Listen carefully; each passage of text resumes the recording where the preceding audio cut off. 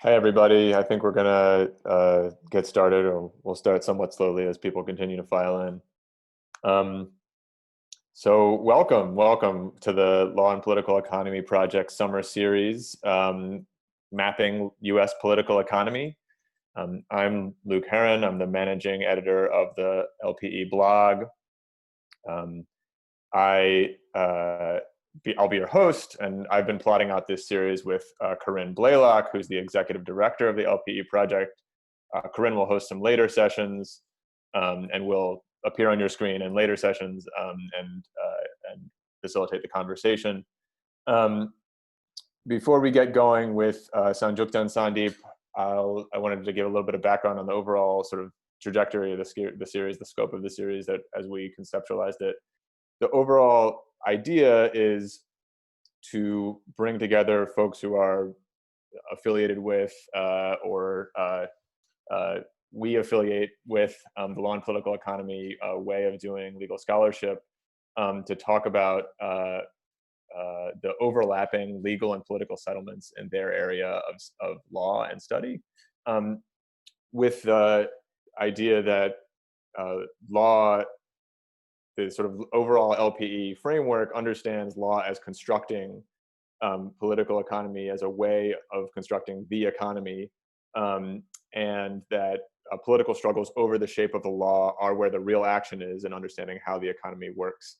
And so the way to understand political struggles, requires situating them historically, how the law has been shaped previously, which creates a settlement that then sets up the situation for the next struggle over the shape of the law. And so the way to understand any given area of law is to situate it historically, and to situate the power struggles over how that law has been constructed historically.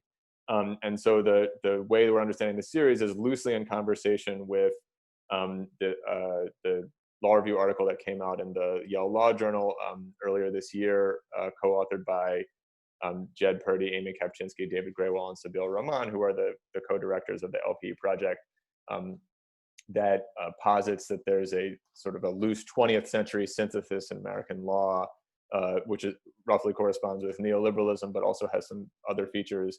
And the idea is not to sort of directly be in conversation with that paper in a sort of whether they're right or wrong about the particular way they map it out, but to understand what they're doing as mapping out the settlement as it is now, and then to ask folks who sort of are more in detail in particular areas of law to do something similar from their own perspective of how the settlement maps out. So tonight we have, so before we get into it though, I thought it's also worth understanding LPE as itself a historically situated project within a long tradition in the American Legal Academy, starting with, I mean, arguably going earlier than this, but starting with legal realism and leading through a number of crit movements. And in that regard, before we get into the topic at hand, we have a special guest speaker to help situate law and political economy within the crit movement, namely the one and only Carl Clare. So Carl, do you have some comments you'd like to share?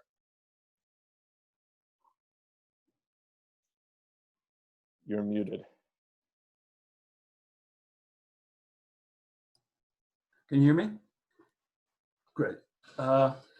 Hello, everybody. It is quite an honor to help launch this program, and I guarantee that you're all in for a real treat this evening. Sanjukta and Sandeep are doing incredibly important and interesting work. It's thrilling for me that alongside their original contributions, some aspects of their work connect up directly with central themes of the critical legal studies movement from back in the day, 30, 40 years ago. Notably, the idea of legal indeterminacy, and most important, the notion of the constitutive role and distributive consequences of law in shaping social and economic practice. For us, those insights implied that any plausible description of capitalist political economy must be rooted in legal understanding, or to put it in a very outworn idiom, law is part of the base, not part of the superstructure. One of Sanjukta and Sandeep's most significant contributions is to illuminate the foundational role of background rules regarding economic coordination rights and prohibitions. Now, all of this in the old days led to many conundrums and much disputation in CLS, but the bottom line lesson that we drew was that legal critique, legal contestation, and legal imagination can play a meaningful role in opening transformative possibilities for political activism and social change. And that message and that call to conscience remains true today. I couldn't be more excited than I am that Sanjukta, Sandeep, and their co-workers are revitalizing these questions and debates, recasting them and enriching them with novel insights, and sharing them with such a wide and engaged left legal community. I see from the LPE blog that the word socialism has even made a reappearance in our conversation. As the recent symposium shows, the tools and traditions of legal criticism will be indispensable as we attempt to give 21st century democratic meaning to that old ideal. I look forward to learning what tonight's discussion will add to the project and to many conversations in this community going forward. Thanks so much.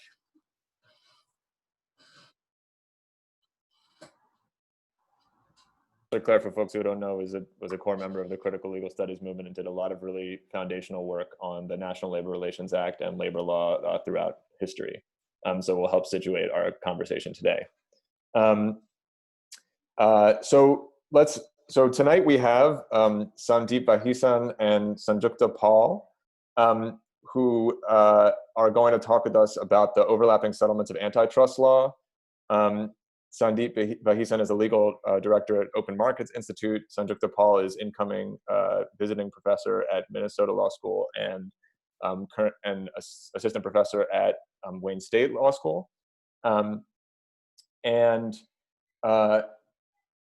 Before I get into it, just briefly on the format, they're going to talk for roughly 45 minutes. I'll start the conversation of facilitating, but ideally the conversation will continue with just the two of them. And then there will be 30 minutes for Q&A, for engagement. The way to submit questions is to click at the bottom of your screen. There's a Q&A, which is separate from the chat.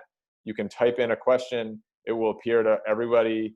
And then you can vote in favor of other people's questions. And the questions that rise to the top will be the most likely to be asked when it comes to the end. So you can do that at any point. You can start now. You can do it at any point during the conversation. And by the end, we'll be able to ask the questions.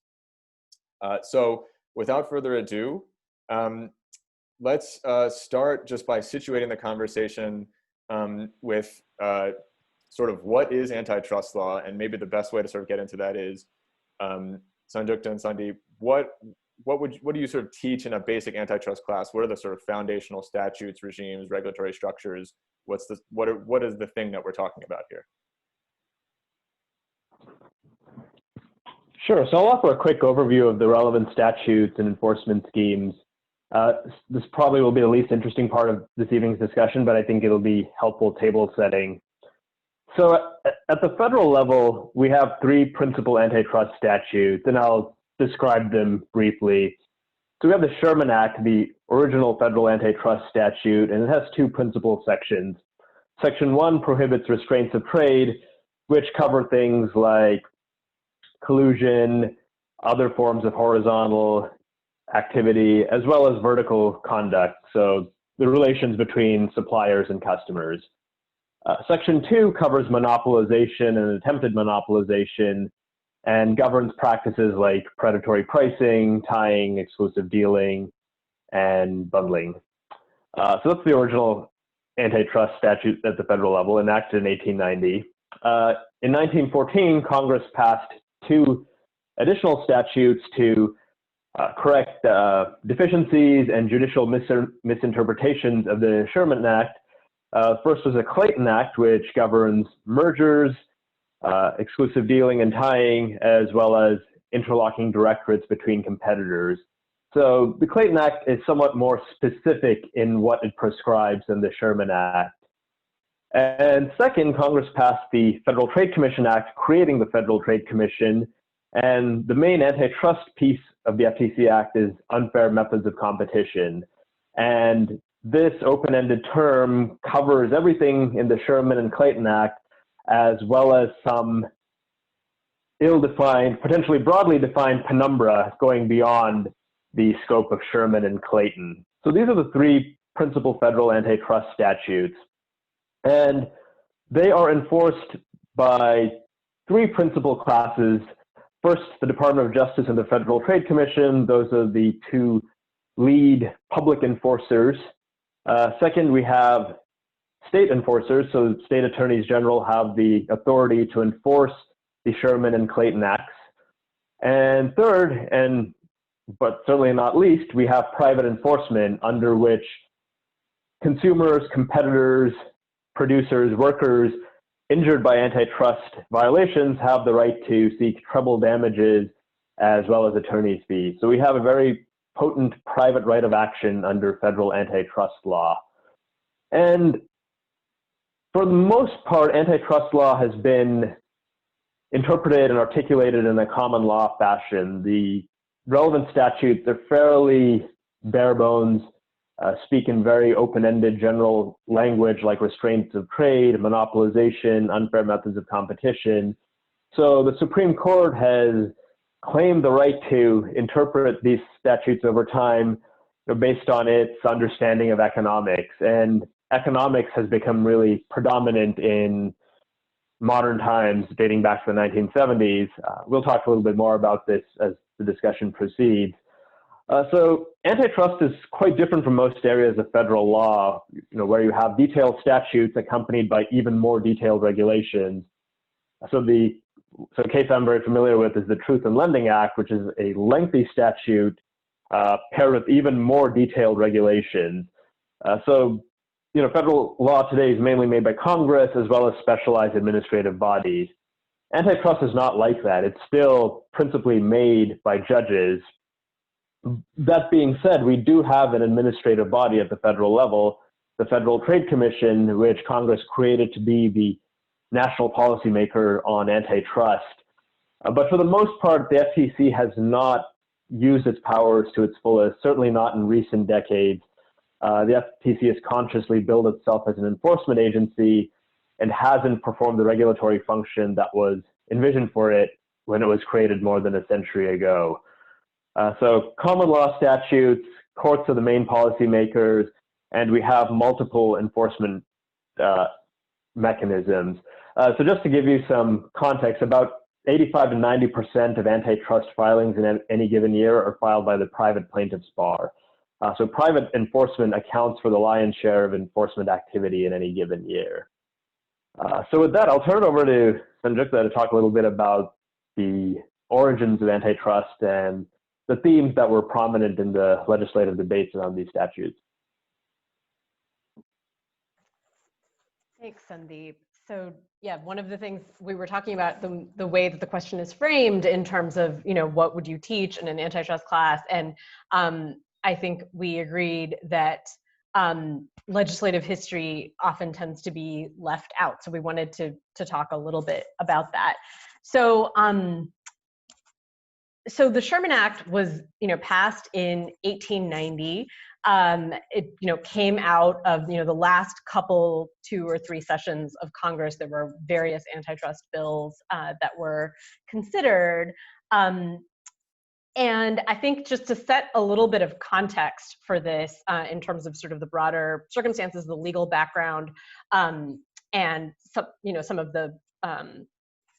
the intellectual influences on the legislatures, as well as the social movement influences. So I think it's agreed among historians that the push for federal antitrust legislation was the result of a bottom-up social movement, really a farmer labor coalition, anti-monopoly coalition. And today our session is about antitrust, but I think we both see anti-monopoly as being broader than antitrust. And I think that the social movement that pushed for federal antitrust legislation also certainly saw it that way. So, I think that in Luke's terms, there's, and in the terms of the article in the Yale Law Journal that he mentioned, there's a settlement, and we're looking to sort of destabilize a little bit the categories in the legal settlement that we currently have.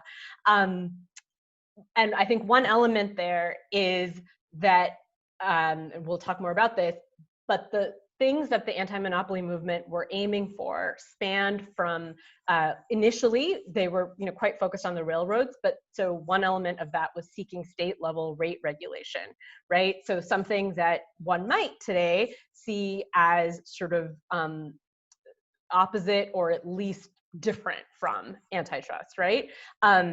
And so I think it's worth noting that these, that there were a number of tools that they were seeking to rein in corporate power, sort of essentially corporate power that was unprecedented at that point. And so in terms of sort of what is some of the legal background, there was, at the time, what was happening was a national market was emerging in the United States. And along with that, business coordination. I mean, I think one thing that's going to come up probably is throughout this discussion is what are the forms that coordination takes? Business coordination, labor coordination, or any other type of economic coordination. And the fact is that there had always been business coordination of some kind. Sometimes we think of antitrust law as just sort of being anti-coordination or suspicious of all coordination. I think that's one of the things that we want to destabilize, through this sort of looking at the legal developments.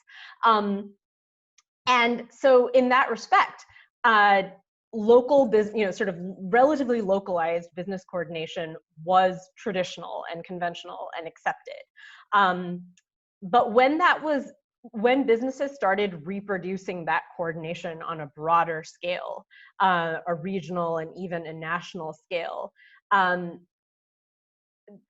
that is what I think started to destabilize the social and economic order in various ways, gave rise, in very, very broad terms, to the anti-monopoly movement as a response, which then sought sort of countervailing state action, whether that was rate regulation, whether that was prohibiting or reining in certain forms of coordination, or whether it was public utility regulation.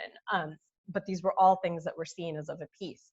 So another piece of this is that state corporate law, which was traditionally seen as much more robust than it is today. Today, sort of since the contractarian revolution in corporate law, which we'll probably talk about in a bit, we don't think of corporate law as placing that many substantive constraints directly on the conduct of business. But that was not always the case, sort of both sort of in practical terms and in the terms that courts conceptualized corporate law and corporate charters. So as late as, certainly the 1880s, you have the Supreme Court saying that the corporate charter is a privilege that's granted by the state and can be taken back by the state. So that in that conception, there are reciprocal duties. There's a recognition that corporate coordination essentially is a publicly allocated privilege. There's the sort of coordination rights themselves, then other privileges like limited liability, etc. So essentially, this more robust form of corporate law had a hard time keeping up with the geographical enlargement of business coordination, right? So if we have corporations operating in a national market, we start to get had not completed itself in 1889, 1890, but we start getting a race to the bottom in terms of state corporate law slowly thinning out substantive restrictions. Previously, there were numerous substantive restrictions in state corporate law, including provisions that we would think of now as antitrust regulation, but also provisions that we would now think of as labor regulation, actually.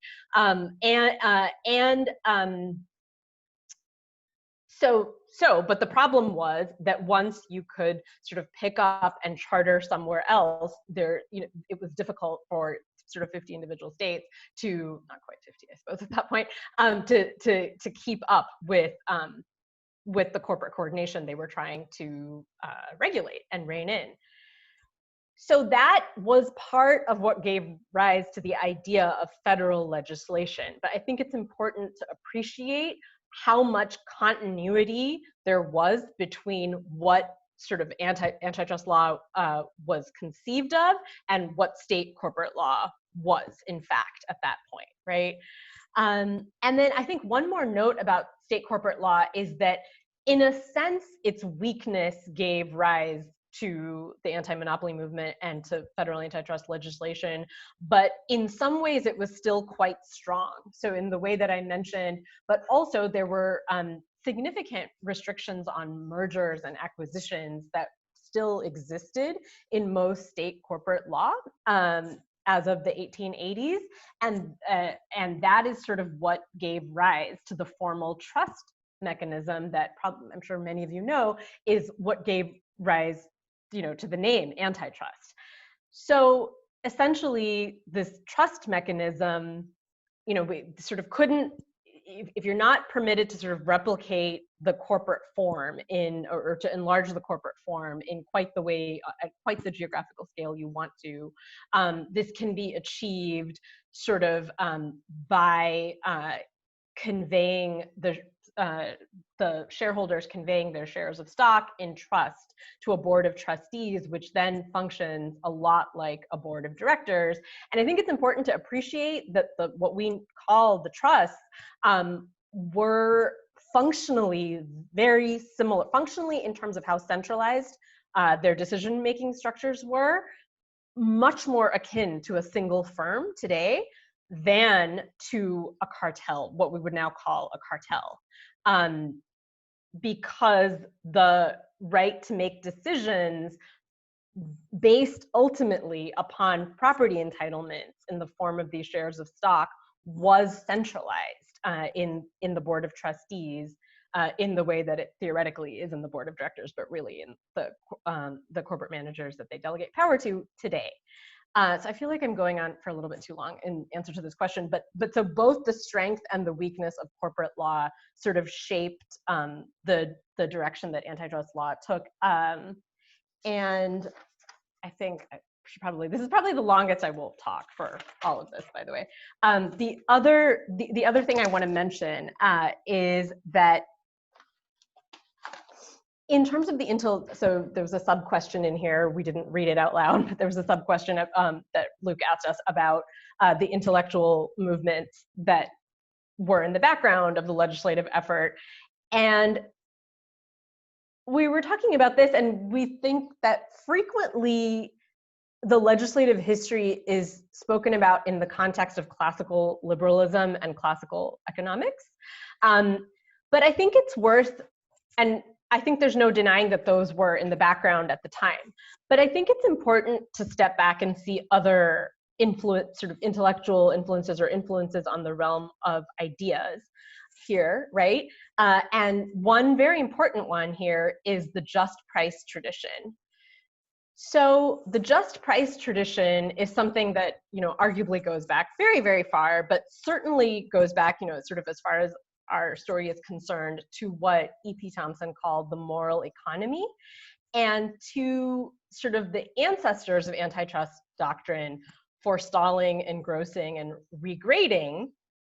These doctrines that actually in the, they go back further, but most relevantly in the 18th century common law, actually sought to rein in for profit-seeking behavior, essentially, more so than coordination, that was seen as antisocial, that was disrupting the social and economic order of the time, that was disrupting a sense of fair price.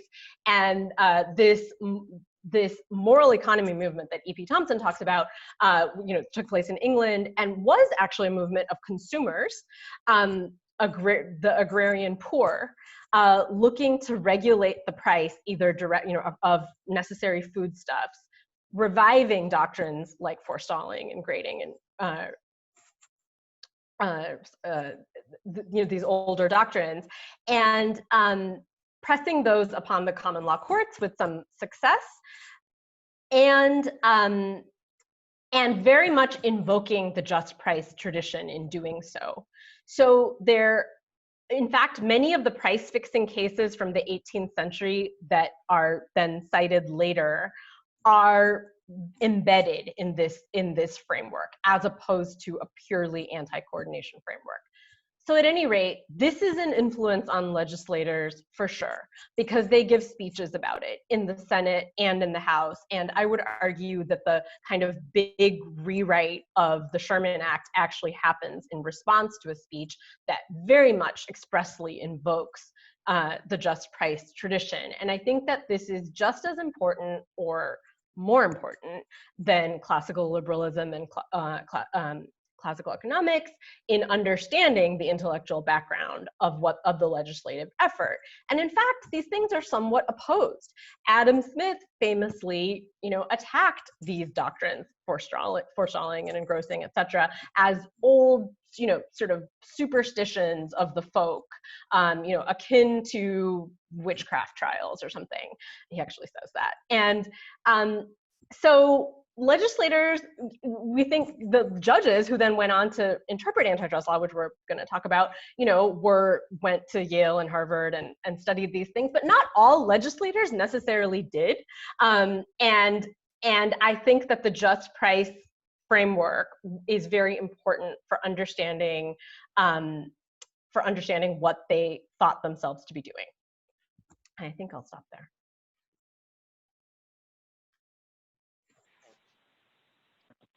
If you wanted to supplement on that, or maybe situate a little bit how you understand what the movement was doing, maybe take us forward in time a little bit to Clayton and FTC, and maybe give us a sense of what the resistance was to the anti-monopoly movement at the time.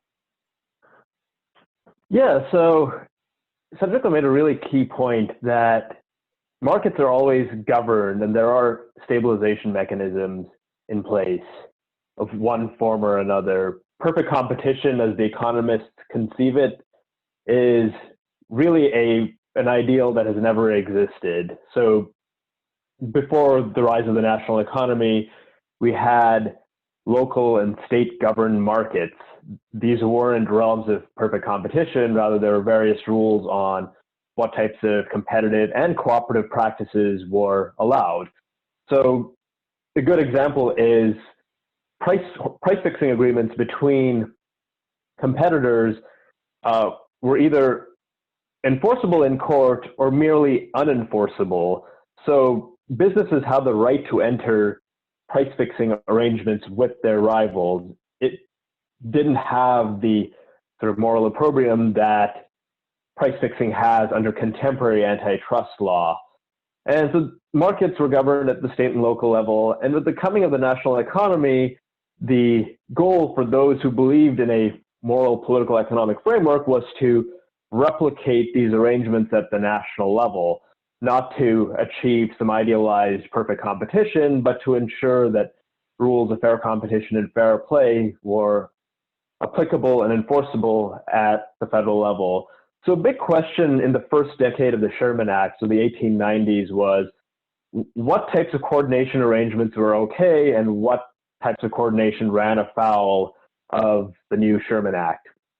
And the Supreme Court answered these questions quite decisively in a series of decisions starting in 1895. So in a decision called E.C. Knight governing the Sugar Trust, the Supreme Court said that based on its interpretation of Congress's commerce power at the time, that Congress could not directly regulate production.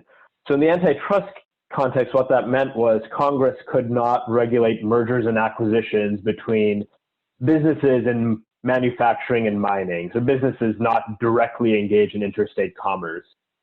So within 5 years of passing this law, the Supreme Court, for constitutional reasons, really blew a giant hole in it, saying that this does not cover consolidation. The second key decision was a couple of years later in a trio of cases. In these decisions, the Supreme Court said companies horizontal rivals, so companies that compete head-to-head, cannot engage in direct price fixing. So the court said that under the Sherman Act, this form of loose coordination, this way of stabilizing markets while maintaining independent decision-making centers, was off the table. It was established as a per se offense. So what the Supreme Court said in the first decade of the Sherman Act was consolidation, so the combining of business property, is a permissible way of stabilizing markets, but price fixing and other forms of horizontal collusion are not.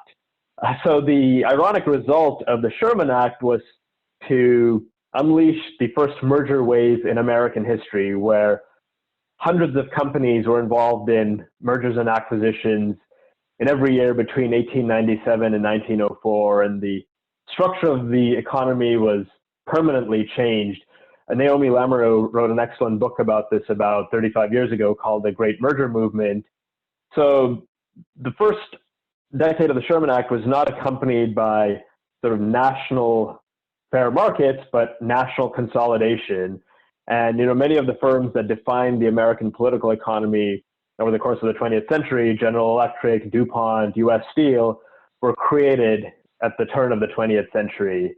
So what actually happened with the Sherman Act was quite different than what Congress intended when it passed it in 1890.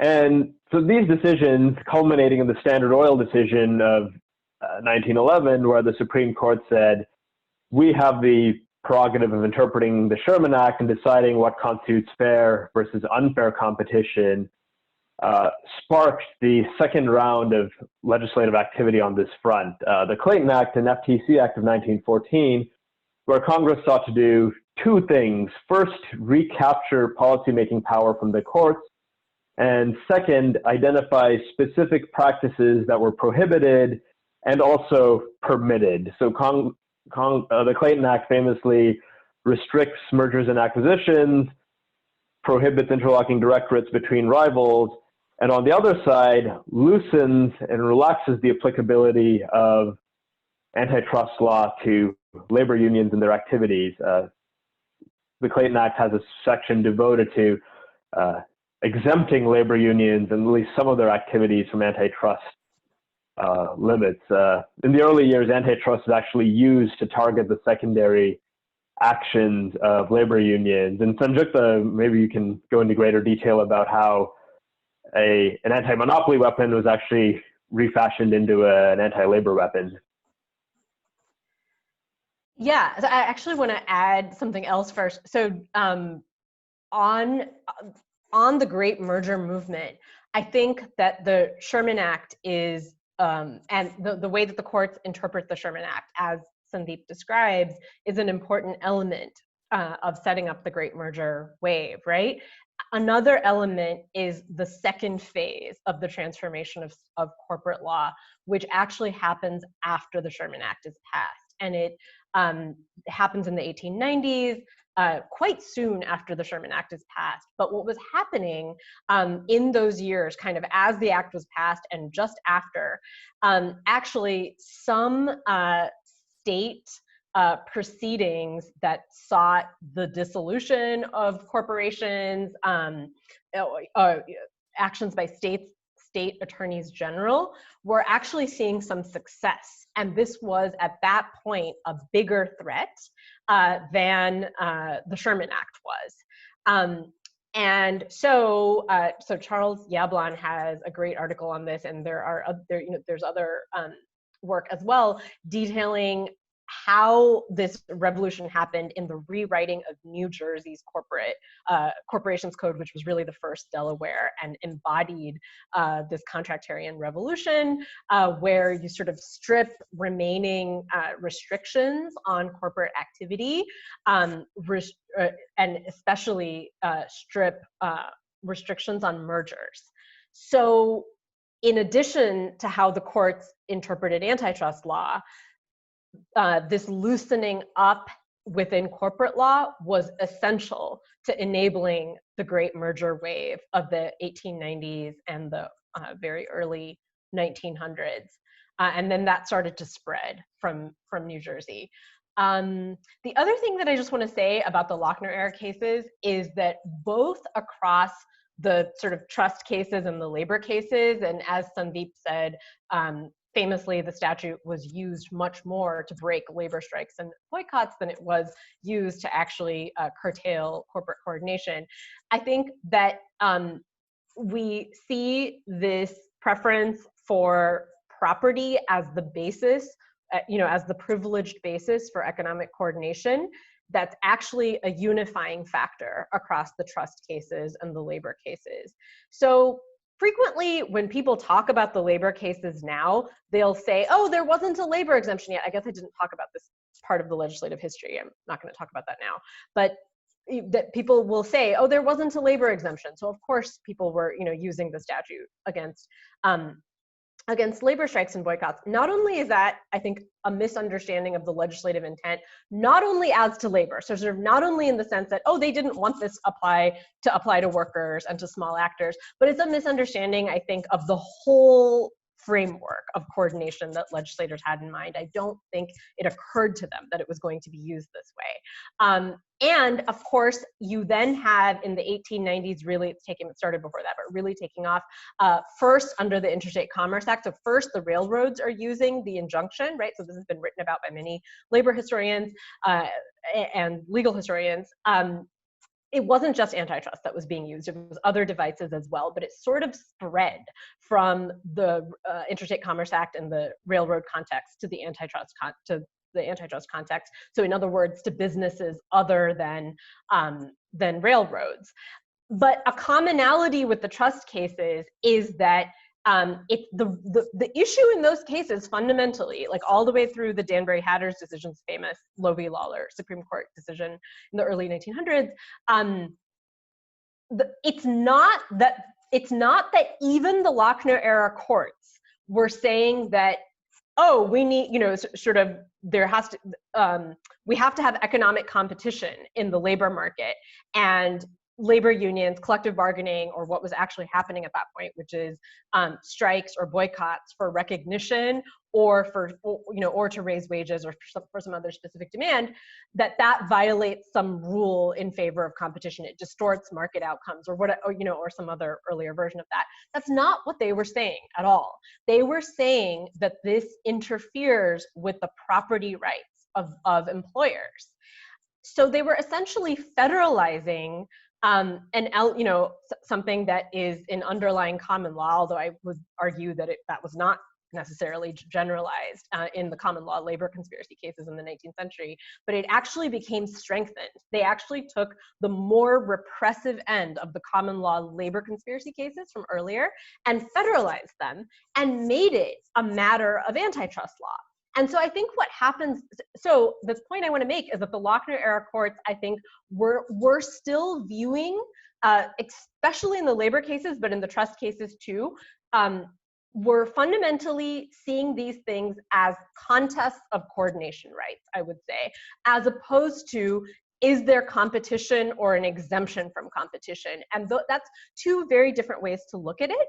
And I think that skipping ahead a little bit, what happens is that the categories of coordination that actually the Lochner era courts set up, both in the trust cases, Knight, as Sandeep said, brief deviation in Northern Securities, and then in Standard Oil, where in Standard Oil, they imposed a remedy, but the remedy that they imposed and the framework of Standard Oil looks at corporate consolidation very differently than it looks at horizontal coordination beyond firm boundaries, and certainly very differently from how it looks at labor coordination.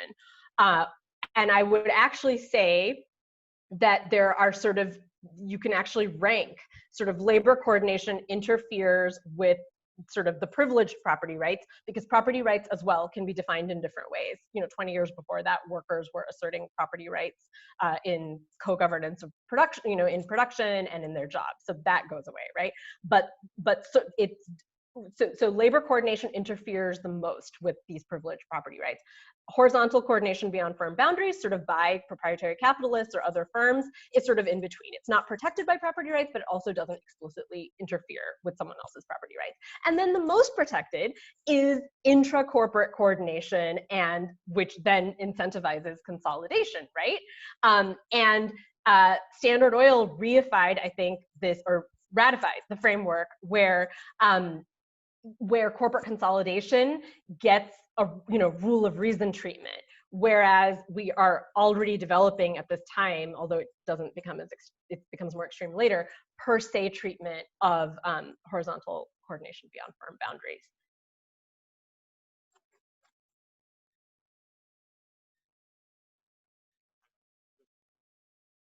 Per se means per se illegal. So if a court finds something, there's particular types of practices, coordination practices, they'll just declare illegal without looking further. Whereas rule of reason, they'll look at it, and it's sort of like strict scrutiny versus rational basis. So let's, in the interest of time, let's sort of start to skip ahead a little bit towards like mid-century antitrust. So we've talked about now the foundations of antitrust and what forms these bases, and we touched a little bit on Clayton and the Federal Trade Commission Act. How does this develop? How does this become a sort of established regime by, say, 1960? Yeah, so there's a 40 to 50-year period ranging from the second half of the New Deal until the early 1980s, where antitrust was actually a fairly potent limit on corporate prerogatives. Taking 1965 as a date, what were some things that antitrust prohibited then? So there were actually very tight restrictions on mergers and acquisitions. This seems very alien to us today, where there's hardly any limits on mergers and acquisitions. We have mergers in industries dominated by 4 firms, 3 firms. Sometimes the DOJ and FTC even allow mergers to monopoly. But in the 60s, things were actually quite different. It was very hard for a company with even a modest market share to buy a rival. So there's a famous case in the mid-60s called Vaughn's Grocery, where the Supreme Court held that a merger between 2 LA area supermarkets that had a market share of about 7.5% was illegal. It's inconceivable that the DOJ or FTC today would even take a close look at a merger right now. In all likelihood, they would greenlight that merger within 24 hours of getting the merger notification. But in the 60s, there were real limits on mergers and acquisitions. Similarly, companies didn't have much autonomy to buy distributors and suppliers. So there were similar tight limits on vertical integration as well between firms at different levels of the supply chain. The one gaping omission in this merger regime was conglomerate mergers. It was still fairly easy for companies in unrelated markets to buy each other. And so this gap meant that in the 60s, we had a conglomerate merger wave where companies in completely unrelated businesses came together in consolidation. So, Mobil Oil bought the now defunct Montgomery Ward department store. ITT was a conglomerate involved in industries as diverse as copper mining and hotels. Gulf Western was another conglomerate that made movies, manufactured golf balls. So you had incredibly and strangely diversified firms because conglomeration was permitted. But aside from that, there were tight limits on M&A. On top of that, there were restrictions on competitive strategy, so tight limits on tying, predatory pricing, exclusive dealing. So business practices that were subsequently permitted were actually strictly restricted back then. And third, there were also major limitations on vertical restraints, whereby one entity controls another entity through contract. So a familiar example is fast food franchising, where McDonald's, the parent company, dictates through contract what the nominally independent franchisee can do. So the items it serves on its menu, the prices at which all the items are served, the layout of the store. So in the 60s, there were actually restrictions on this type of control through contract. An independent business was seen as worthy of protection, worthy of antitrust solicitude. So a series of antitrust decisions from the Supreme Court from the Warren Court era talked about how preserving, entrepreneurial independence was an important purpose of the antitrust laws. So accordingly, there were limits on vertical restraints. And so business strategy was channeled away from M&A and monopolization toward, positive things like investing in new factories and facilities, investing in new technologies. So post-war antitrust was, in significant measure, a pro-growth strategy. It directed businesses away from zero-sum games toward positive-sum games. And I think that aspect of post-war antitrust is very underrated. Competition is unavoidably structured. The question is whether the rules are promoting what we think of as socially beneficial activities or socially destructive activities. And I think antitrust through the 1970s was in broad measure promoting socially desirable strategies and prohibiting the socially destructive ones. So that was post-war antitrust at a high level. And understandably, businesses and their managements chafed under these restrictions. They wanted to have the freedom to buy out rivals, engage in predatory pricing, engage in tying. And so you had a powerful, wealthy constituency that resisted post-war antitrust and laid the sort of intellectual and political groundwork for overthrowing it and what came next. So yeah, I won't go on any further. I'll let Sanjukta talk about that regime as well. Well, I was just going to add on mid-century antitrust, I think a couple of things to Sandeep's description. I think first that these sort of Lochner era categories of coordination that we were just talking about, actually, so as much as post-war antitrust was in many ways contesting, essentially contesting and containing corporate coordination, essentially. We kind of skipped the New Deal, but that was clearly a part of this settlement, right?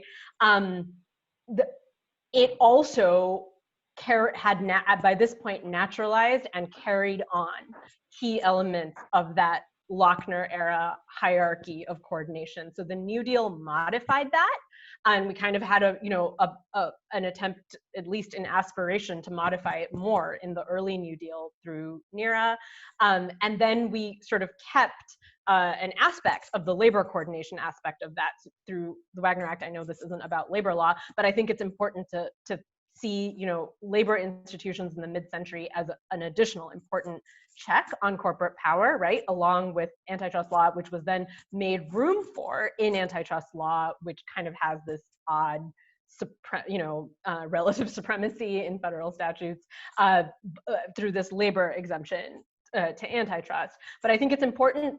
I think you can see in the labor exemption itself how this hierarchy of coordination has been internalized, because even before sort of, later bad Supreme Court cases and the Taft-Hartley Act and whatnot, you already have this kind of internalization of what we now call the firm exemption to antitrust, which is this elevation of intra-firm coordination that, in the statute itself, in the deference to, sort of in the writing of the statute itself, which I think had, as Professor Clare and others have shown us, where I think there was an aspiration to really create some robust structures for labor coordination, but they had already sort of internalized what had not happened in 1890, but had significantly already happened by the Clayton Act. I didn't mention this, but extremely briefly, this labor proviso in the Clayton Act, which was then essentially ignored by the courts in various ways, was already of much narrower scope than what I think the forms of labor coordination and other forms of coordination outside of corporations that would have been permitted, or that legislators, I think, thought themselves to be encouraging. And I will just very briefly say that something that happened at the same time as the Great Merger Movement, which I should have said before, was that sort of the consolidation of, so sort of previously the labor movement was extremely broad strokes, some of the aspirations of the labor movement included still co-governance in production, and by 1914 that that had largely changed. By and large, but at the same time as the Great Merger Movement, around the same time, you kind of have this settlement where really then what the AFL is seeking is collective bargaining agreements. That wasn't so much the aspiration before. And so already even in the discussions about what the labor proviso and already then you've sort of internalized the firm exemption, right? And then this is true in the Wagner Act as well. Starting from the way sort of how labor organizations can be recognized by the law in the first place. Quick other point is that while corporate coordination has been naturalized, partly through judge-made Lochner-era antitrust law, labor coordination has not. And so sort of the public nature of the allocation of coordination rights to labor unions is very on display. It's, there's, in a way, in stark contrast to sort of how you incorporate. So I guess I'll leave that, but that stays with us in the mid-century period. Apart from all the other sort of rollbacks that we already have in labor law, those things were sort of there from the inception, and we're sort of like lying dormant in the ground, even as we have quite strong labor institutions in society and politics and the economy. And then at the same time, as Sandeep started to say, there's this intellectual movement building, starting specifically with the Chicago Antitrust Project. I don't think we're going to get into too much detail about that, but also just more broadly, I think it's broader than Chicago Antitrust in terms of the increasing acceptance of neoclassical economics as the primary sort of analytical framework, which importantly was not sort of the framework in the New Deal, or even prior to that with the FTC Act and the Clayton Act. And there were many more sort of what we now call it, or I guess institutional economics, right? Which bringing us full circle was very connected with legal realism. So I think that at the same time that you have these institutions that are containing corporate power in the mid-century period, you have these dormant seeds lying in the ground in various ways that then germinate and flower when we get the neoliberal turn. Yeah, exactly. I mean, you really see it in the sort of judicial and scholarly commentary on the labor exemption. Instead of viewing antitrust and labor law as of a piece to sort of disperse coordination rights, the sort of conventional wisdom is antitrust promotes competition, and the labor exemption is sort of this weird dispensation that was made to workers. It's not seen as part of the same project. So, post-war antitrust. Sorry.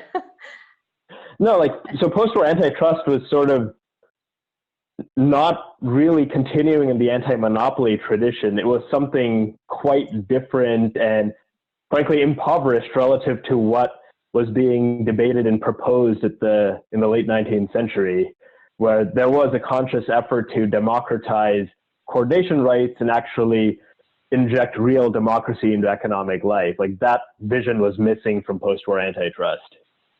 And also that idea of exemptions to competition. I mean, I don't want to say exactly, but certainly in the labor arena, it didn't become conventional till the end of the New Deal, I would say. So in none of the Lochner era cases. But anyway, we're supposed to be talking about neoliberalism now and Chicago, right? So maybe I'll just start us off really briefly. I think we're probably supposed to turn to questions, but I think that just at a really broad level, and we can talk about more specific things. I think one way of thinking about what happens when you get this kind of big turn that then happens in the 1970s, which obviously happens in other subject areas as well. And kind of in antitrust, we can kind of trace it to 1977 and this case, GTE Sylvania, which involved vertical restraints, which Sandeep was talking about as an element of the mid-century sort of containment of corporate power. And importantly, so we said there were these seeds, but at the same time, mid-century antitrust still had there was just multiple things going on. There was still an idea about fair competition, sort of expressly setting limits about fair competition across subject matter areas, I would say, and then within vertical restraints, an attention to non-domination, but also this norm of sort of having different centers of decision-making within the economy, which isn't exactly the same thing as promoting competition, or even exactly the same thing as just like pro-small business. It is connected to the idea of democratizing coordination rights, and it's connected to the idea of economic democracy. So I guess you still have some of those seeds as well. So then all of that is really attacked as sort of just bad folk theory and anti-intellectual and unscientific by the Chicago School. And I think that the key move is that there's now a framework to describe competition. There's sort of, a revival of neoclassical economics, but really it's law and economics, because you need legal categories in here for it to do any work, for it to generate any policy conclusions. And those legal categories ultimately, I mean, at the risk of just, generalizing too much, but ultimately those legal categories go back precisely to those judge-made Lochner-era categories of coordination, which of course then draw on other things, which have been naturalized. They have been naturalized into this analytical framework of neoclassical law and economics, where so now we no longer speak as expressly about limits to competition and about contests between coordination rights, which even Lochner-era judges were in many ways still doing, right? But instead, because those sort of those preferred coordination rights have been naturalized, now you can just talk about everything else as anti-competitive. You don't really need to talk about property rights that much because it's just axiomatic, right? It's just axiomatic that what firms do is that they set prices. And then when you do talk about it, you say that it's efficient. Ultimately, we can trace back this idea that it is not necessarily being said in quite these terms in every text, but submerged in it is a notion, I think, that ultimately Bork and others are committed to, Bork being a big agent of this transition, that top-down hierarchy is efficient. And that results in cost savings and is ultimately good for society. And we can debate that and discuss it, but clearly this is fundamentally anti-democratic. And so but it's able to be expressed not as sort of property rights versus democracy. It's able to be expressed as pro-competition because at this point, and it actually happens earlier, but the idea of competition itself has internalized a hierarchy of coordination. I hope that's not too abstract, but I think it's literally true. So you can express something as pro-competitive that is actually, a limit on competition, but a limit on competition in the favor of property or hierarchy or some other preferred category. And I think we see that across subject areas. Then we can talk about it more specifically. I think we should go another 5 or 10 minutes with discussion just to get to give us a real sense of the neoliberal turn and what the regime that we're operating in now is. In part because we're hoping to record this and have this for future listeners. So we'll definitely have time for questions. Maybe we'll run a little past 9:30 if folks are okay with that. So can you just you've been hinting at the Chicago School and the business funding of the Chicago Antitrust Project. Can you give us a sense of what is the Chicago School and what is this revolution that happens in the 1980s? Yeah, so this is really a revolution that was probably seeded in the 50s and the 60s by people like George Stigler and Aaron Director, who were critiquing post-war antitrust, claiming that it was harmful to consumers, preventing businesses from achieving productive efficiencies. So I think the Chicago School really did, at least two things. So at a philosophical level, it greatly narrowed the scope of the field. So post-war antitrust had multiple objectives. It talked about consumer interests. It talked about business autonomy. It talked about dispersal of power. Talked about preservation of democratic institutions and preventing oligarchy. And what the Chicago School said was, this is all sort of vague, subjective nonsense. We need to narrow down to price theory and look to concepts like allocative efficiency, deadweight loss, wealth transfers if you're a little bit more progressive and but still a Chicago schooler, and said we should only worry about criteria that can be identified in this narrow framework. And Bork, being a master propagandist, used the term consumer welfare, because who could object to consumer welfare, even though he was actually using consumer welfare in a sort of idiosyncratic and non-intuitive way. So there was a radical shrinking of the scope of the field. So in the late 50s, the Supreme Court described the Sherman Act as a comprehensive charter of economic liberty. And then just 2 decades later, with a significant turnover in the High Court, you have the court saying Congress designed the Sherman Act as a consumer welfare prescription. So this was really, in an immediate sense, Presidents Nixon and Ford appointing 5 justices to the Supreme Court who were committed to a very different and more limited vision of antitrust law. So there was this philosophical shrinkage.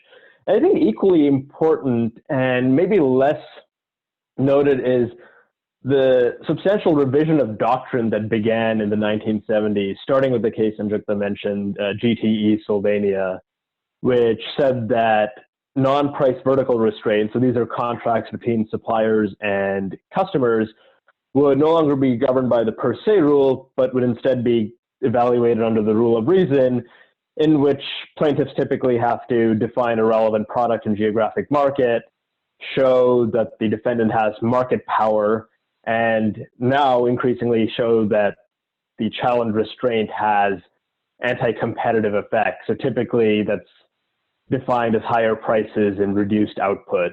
So concepts that fit within the neoclassical framework of price theory.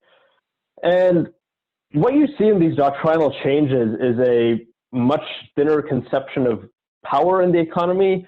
Power went from being everywhere and the norm of economic life to being the exception. So unless a firm has market power, defined as having 30, 40% or more of a relevant market, the default is power is absent. It's not something that antitrust should worry about.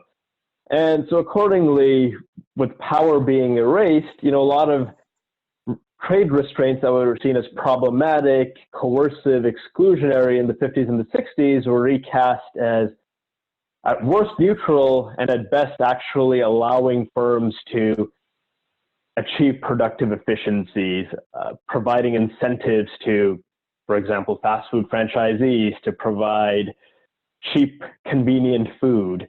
So there was a fundamental remaking of power. Like power went from being the norm to being the exception. And it's really incredible reading antitrust decisions from the past 35, 40 years where courts will say that even a firm with 25, 30% of the market doesn't have market power, whereas, most of us would say the employment relationship is defined by an inequality in power. Like, inequality is the norm in economic life, whether in a role as consumers, small businesses, or workers. And the antitrust laws have been sort of inverted to say that power is really the exception. It's only when you approach dominance and monopoly that power becomes an issue. And this often isn't expressly acknowledged, rather it's implicitly acknowledged through these doctrinal changes and the shift away from per se rules to the rule of reason.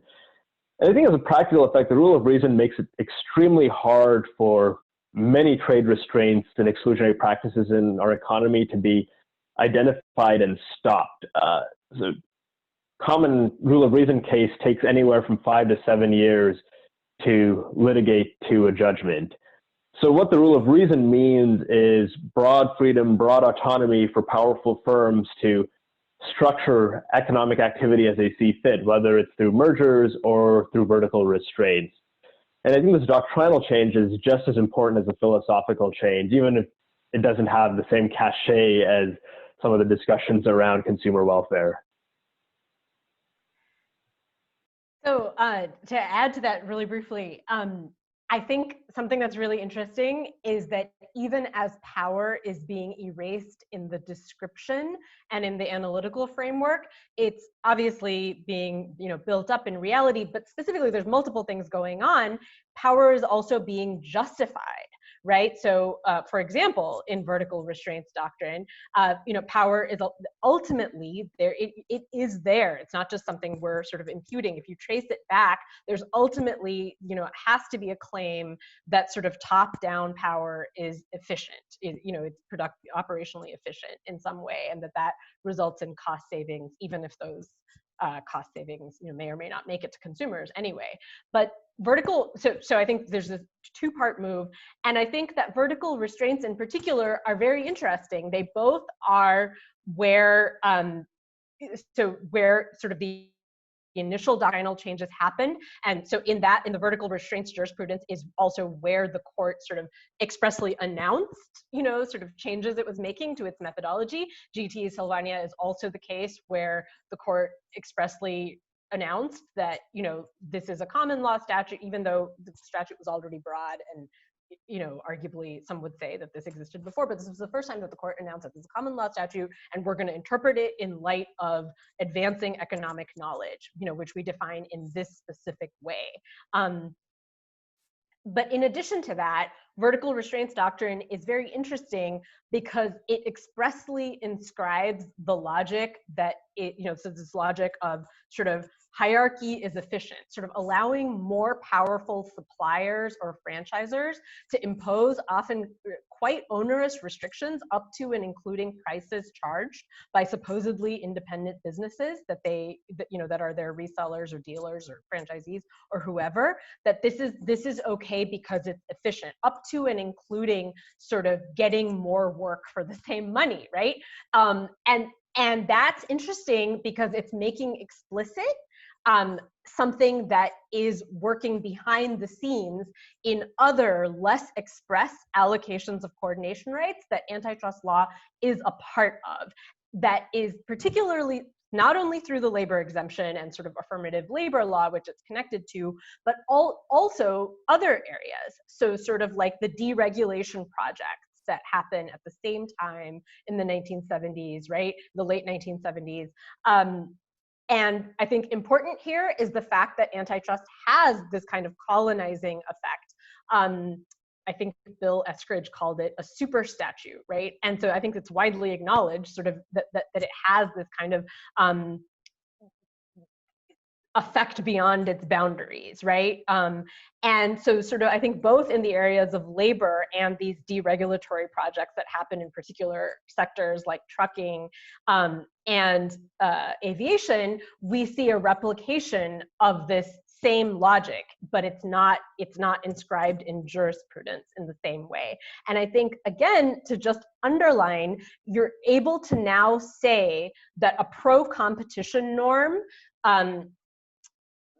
sort of works against any sort of countervailing coordination, whether that's by labor unions, by organization of workers beyond sort of affirmative labor law, or whether it's public market coordination in the form of rate regulation or something else that is anti-competitive. You're able to sort of deploy that even as you're protecting sort of limitations on competition that have been naturalized, and you're actually not just protecting, but expanding those through this logic of efficiency that's actually not about allocative efficiency. You switch between allocative efficiency and this idea of operational efficiency, which actually is completely conceptually distinct from allocative efficiency and relies on empirical claims that often are not substantiated.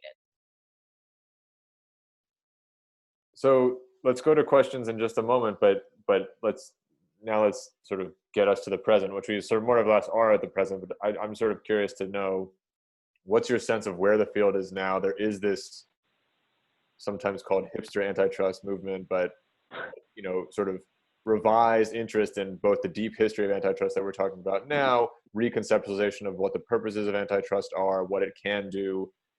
So can you give us a sense of like both what that sort of movement is, what your understanding of it is, and what you see the potential horizons for antitrust are today? Yeah, so just to provide a little bit of background, so between the mid to late, basically from the late 70s until the past few years, antitrust was deeply technocratic. The debate was exclusively confined to scholars, practitioners, and government officials. There was very little public interest. There's indeed very little interest from Congress. So it was very technocratic, and the terms of debate were largely set. There were some disagreements at the margins, but all the participants agreed on the objectives and even the basic economic assumptions. So no one questioned the idea that mergers generally create productive efficiency. Leave aside the lack of empirical support for that claim, but that was just accepted if you wanted, and you had to accept it if you wanted to be taken seriously in the field. So in the past few years, a group of scholars and gadflies have challenged that and said, who decided that consumer welfare is the appropriate norm? Corporations exercise power over us in many ways, not merely in our capacity as consumers. Let's actually discuss this, look at the history. Is our present antitrust regime consistent with the legislative intent? Is it consistent with a good antitrust system? And so these philosophical questions that were basically relegated to the margins have been elevated once again. So we're having debates that were ignored or actively suppressed for a long time. So we are seeing sort of prospects for change. There are questions asked today that weren't asked in 2010 or even 2015. And I think part of it is we're also seeing the debate expand. You know, Congress is talking about antitrust again. It was the stuff of the Democratic primary campaign where Elizabeth Warren and Bernie Sanders spoke about corporate concentration and put out thoughtful, detailed plans about what to do about corporate power. So there's been a democratizing of debate. People who are not necessarily specialists feel comfortable talking about corporate concentration and antitrust law. You know, obviously in Congress, but even more broadly, the press is probably more interested in antitrust now than it has been in maybe a century. And so we're seeing sort of nascent moves away from elite technocratic-driven discourse and policymaking toward something broader and more popular. And I think we're in the early stages of developing and in many cases recovering an anti-monopoly vision that has never been implemented at the federal level, even during the golden years of the 50s and the 60s. We're really going back to the late 19th century and the populists of the era and reconnecting antitrust law, public utility regulation, corporate governance, and reminding people that these are all, or once were, part of the same project, and a sort of rich conception of democracy and economic life means reconnecting these fields and breaking down the silos. And, you know, at the more doctrinal level, you know, we collectively have done work on merger policy, on cooperation, on fair competition. And there's obviously a great deal of intellectual work that needs to be done. And I think most importantly, there's a great deal of work to be done in building an anti-monopoly constituency, a robust alliance of workers, professionals, small firms that have a stake in the matter, have an investment in an anti-monopoly vision. And I think that'll be the big challenge of the coming decade. Obviously, the intellectual work is important and difficult, but I feel like that's doable. We can do it as a collective. Building the political power behind anti-monopoly is going to be the tall task ahead of us.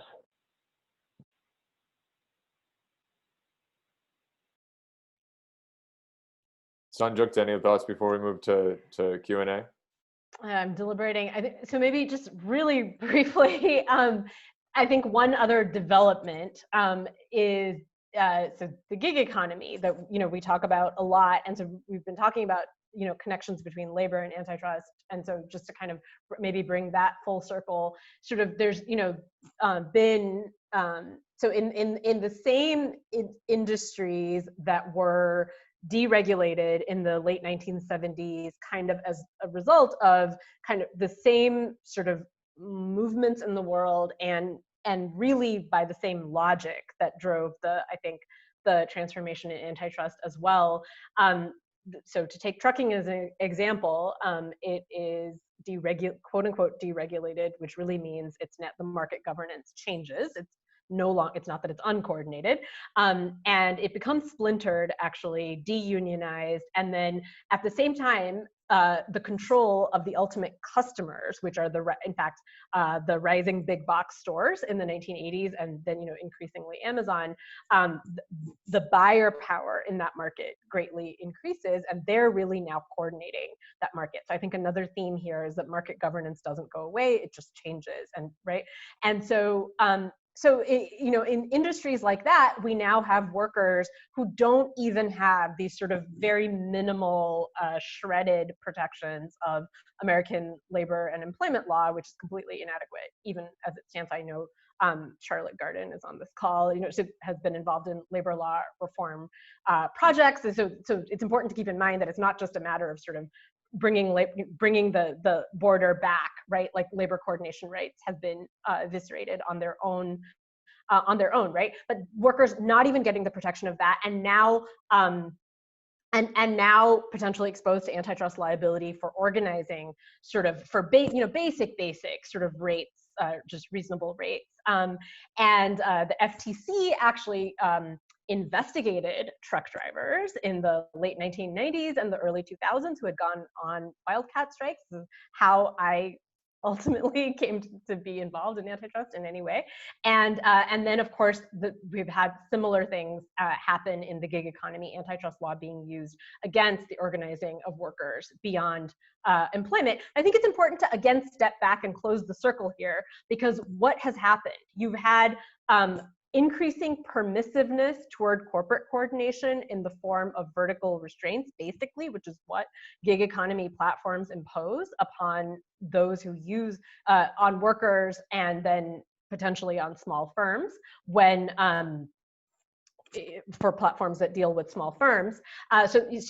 So we've had we've had a sort of like pro-coordination movement within Chicago School Antitrust in that direction, even as, we didn't really say this, but I think the exception to sort of like rise of rule of reason and against per se rule is for quote unquote price fixing, for horizontal coordination beyond firm boundaries. And so that has intensified more and more. So at the same time, you have the deployment of this anti-coordination rule, but we're not explicitly saying that we've got the conjunction of a pro-coordination rule and an anti-coordination rule. The thing about the gig economy is that I think it makes this very explicit in a way, or kind of difficult to avoid. It's happening everywhere. It's happening in franchising. It's happening in other supply and distribution chains, but it's hard to ignore it when you see Uber setting prices for that supposedly independent businesses are charging, while at the same time supporting lawsuits against Uber drivers for antitrust preemption of local collective bargaining statutes. So I think it really brings it into relief, but it's something that's happening throughout the economy. And I think that the last thing that Sandeep said, or one of the things that Sandeep said, also becomes easier because of how sort of in your face this is, which is that I think the other thing that we're talking about that's different now in response to all of this is that we're, sort of the debate has been democratized, the fields have been extended, so it's not just antitrust as it's now been, it includes, we didn't talk about this, but a lot of what led to the, the sort of background of the FTC Act, as you know, Luke, involved the Bureau of Corporations and the movement for federal chartering of corporations, right? So that is another thing that we should be considering as part of this anti-monopoly toolkit. But at the same time, the democratization of the debate and widening of the subject matter areas, I think we can redescribe what's going on as a willingness to again discuss limits on competition, categories of coordination that have been submerged and naturalized and covered over with this analytical framework of law and economics. Okay, so let's move to Q&A, and we'll go for another, let's say 10 or 15 minutes, a little over time, if that's all right with you guys, Sandeep and Sanjukta. and folks who have to drop off, this will be recorded and you can catch the end later.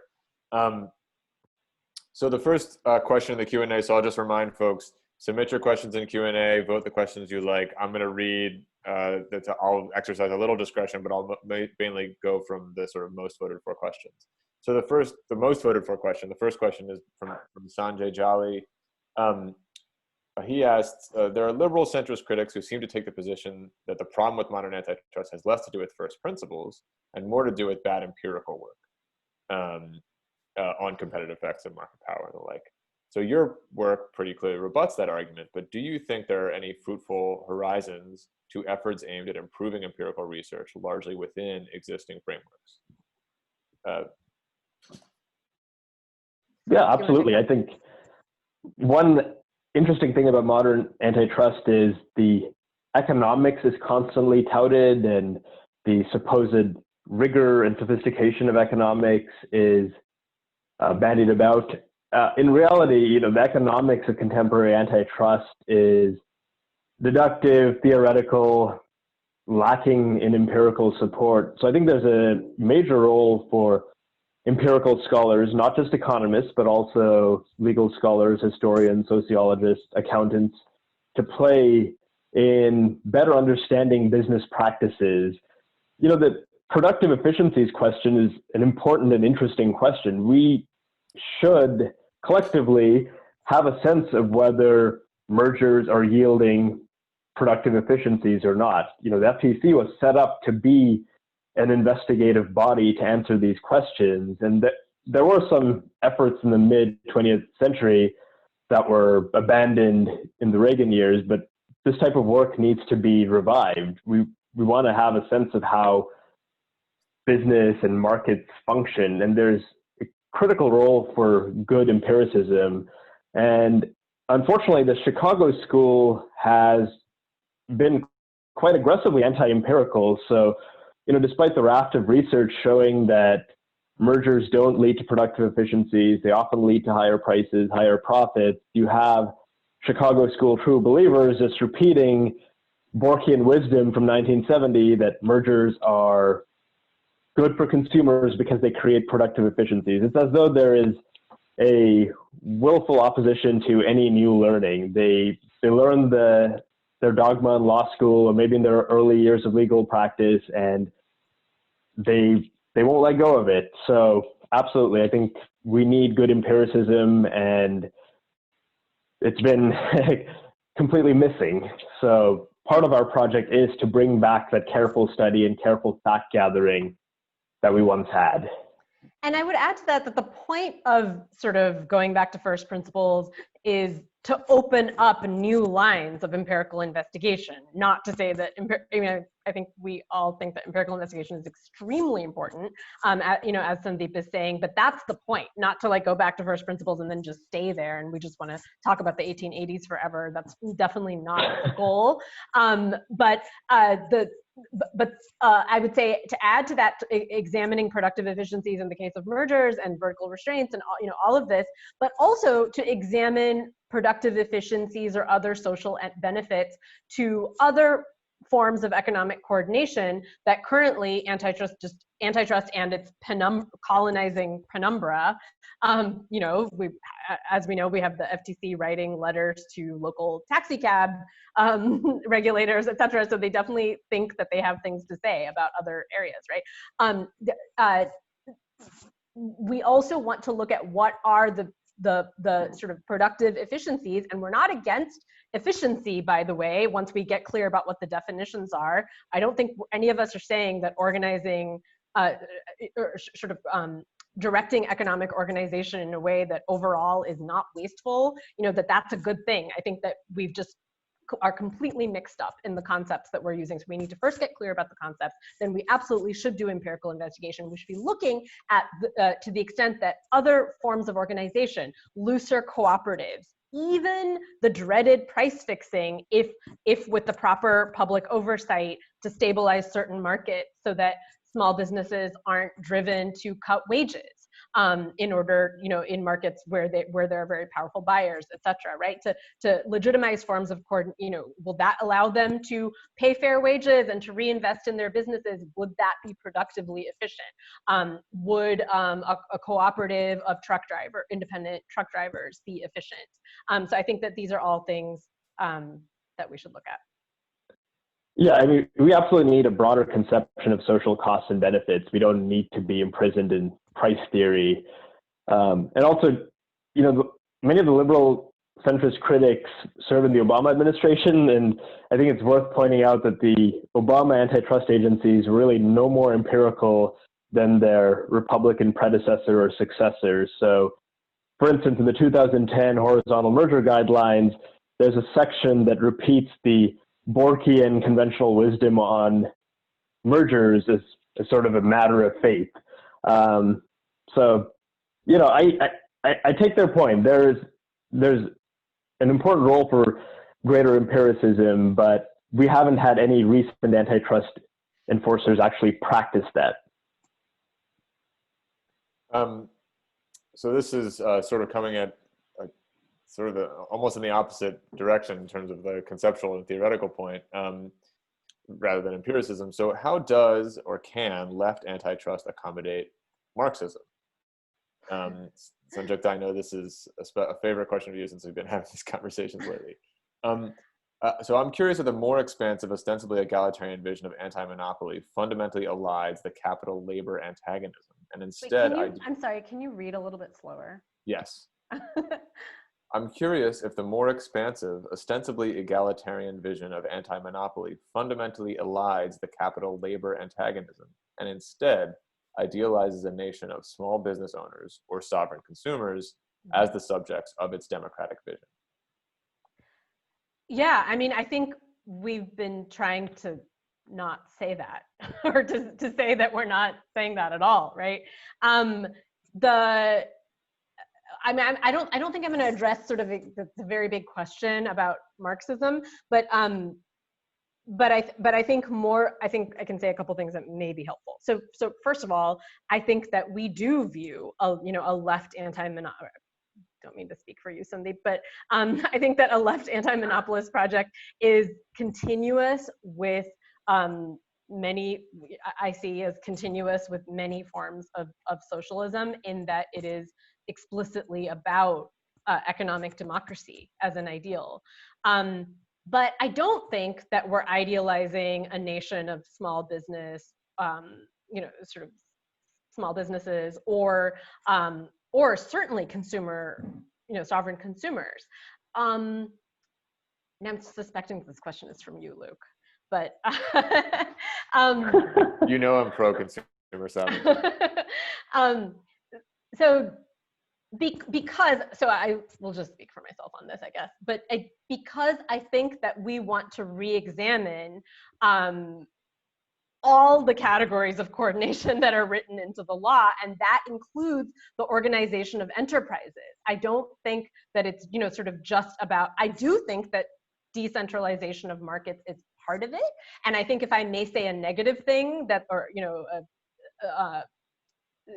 the questioner didn't explicitly articulate, but which is sometimes connected to this question, which is, but isn't small business bad for workers, right? So, and so I don't think I'm making a claim that small business is necessarily good for workers, but I am making the claim that oftentimes the perception that small businesses are bad for labor is precisely predicated upon the contingent antitrust rules and market regulation rules that we have been talking about, right?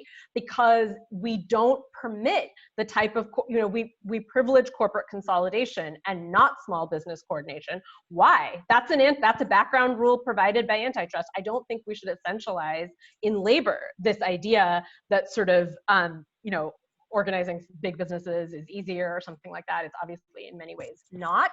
But I think it is harder when we have this constant downward pressure on small businesses in decentralized markets that are often controlled by more powerful upstream or downstream firms, right? So I think that these things can work in concert, but I don't think just promoting decentralized markets will solve the problem. at all. I think that if you're, and I think if I just may say one other thing about this, like I'm answering not really a question about Marxism, but more about the relationship with labor, I guess, but maybe with a more radical labor vision, is, so I referred to before how I think that there are sort of this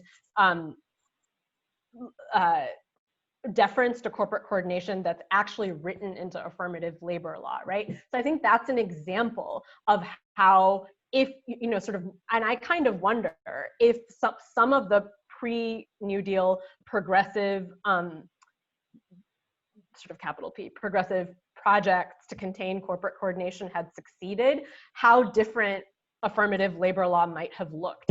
What if federal chartering had succeeded? What if interstate corporations had to open their books as a matter of course, which was a proposal, you know, for a while? What if the public role in corporate coordination was naturalized the way that the public role in labor coordination now is? How different would the legal structures of the Wagner Act maybe have looked?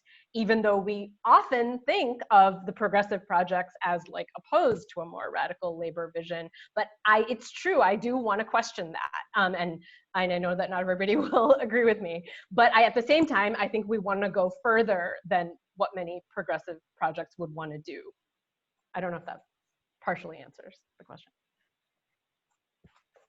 I would add that the question has a relatively limited view of antitrust and anti-monopoly. So breaking up monopolies and oligopolies and instituting rules of fair competition are important pieces of a left antitrust, left anti-monopoly project, but by no means the sum total. As Sanjukta alluded to, an important complement to all of that is restructuring the governance of the firm itself through, you know, improved labor law, through support, including direct public support for cooperative enterprises. So I think the idea that antitrust is just about creating a nation of small business persons is a little bit of a caricature and doesn't really do justice to the historical anti-monopoly tradition that promoted cooperative enterprise and also saw a role for public ownership in some cases, you know, public ownership of railroads, public ownership of the telegraphs. And, you know, similarly today, I'm sure, you know, speaking for myself, you know, as a left anti-monopolist, I think public ownership has an important role to play in financing of healthcare, in the ownership and control of natural monopolies and other infrastructure. So I think all these left projects share a commitment to real democracy and economic life, and not just this sort of thin electoral democracy that we've been conditioned to accept. And the disagreements are not so much at that high philosophical level, but more in our understanding of the economy and how to structure a fair democratic economy.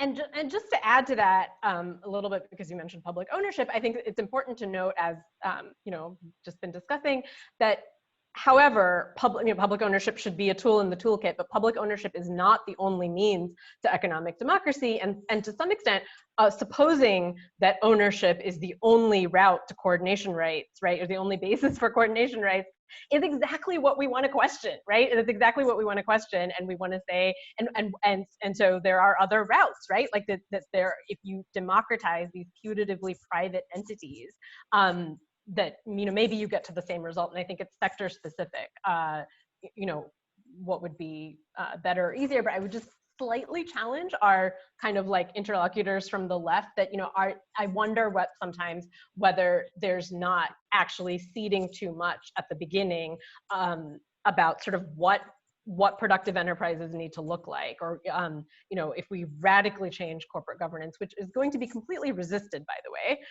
So I'm not saying we can just magically do it. There has to be a constituency for it, and we have to mobilize. But that we shouldn't essentialize, I guess, you know, what enterprises look like. Let's end with one more question, which is nicely sort of points us toward the present and the potential future in a relatively concrete way. So Mary Lou Laprise asks, how could we make antitrust responsive to the market power arising from data extraction in informational capitalism? You want to take that, Sandeep? Yeah, so I mean, I think part of the challenge posed by these digital monopolies, Facebook and Google, Amazon, Apple to an extent, is their size. They're extraordinarily large. They dominate entire markets. They're all, I believe, companies with trillion-dollar equity valuations now. And part of their growth has come through mergers and acquisitions. And I think that's actually an underrated part of their growth. I don't think people realize how many companies each of these giants has acquired over the years. I think there's some awareness that Facebook grew by acquiring Instagram and WhatsApp, but those are just two of hundreds of acquisitions undertaken by the big four. So we can actually do a lot with conventional antitrust tools. Unwinding mergers would actually do a lot to scale down these companies. But I think it has to be more than that. We also have to revive notions of fair competition and fair practice if we want to get at the problem specific to surveillance capitalism. And this means asking hard questions and thinking through whether targeted advertising is a fair, non-discriminatory business model. We have to surface these normative and moral questions again if we are to actually grapple with the power, practices, and strategies of these large firms. I feel like so long as we're stuck in this consumer welfare conception of antitrust, so many of these questions will be sort of ignored or treated as not the province of antitrust or even law more generally. So I do think we need to revive a broader conception of antitrust and anti-monopoly if we are to effectively challenge these businesses. Otherwise, it's just too easy to naturalize what they do and sort of view it as the inevitable progress of technology, technology that's unavoidably structured and supported by legal rules. So yeah, our present ideology and doctrines are not up to the challenge of addressing big tech, so to speak.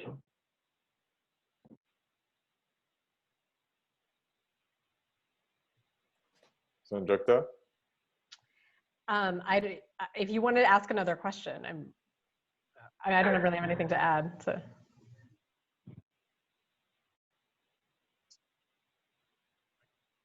Okay. Some good questions here, but I think we're closing in on time. So thank you so much, Sandeep and Sanjukta, for really, really engaging and comprehensive discussion of the long history of antitrust law. Any last thoughts before we head out? Okay. Folks, please join us next week where we're going to be talking about the law of money and finance, which also was incidentally part of the anti-monopoly project. So we'll go review that history and where it's gone, and then we'll continue from there. Thank you everyone for attending, and we'll see you next week, I hope.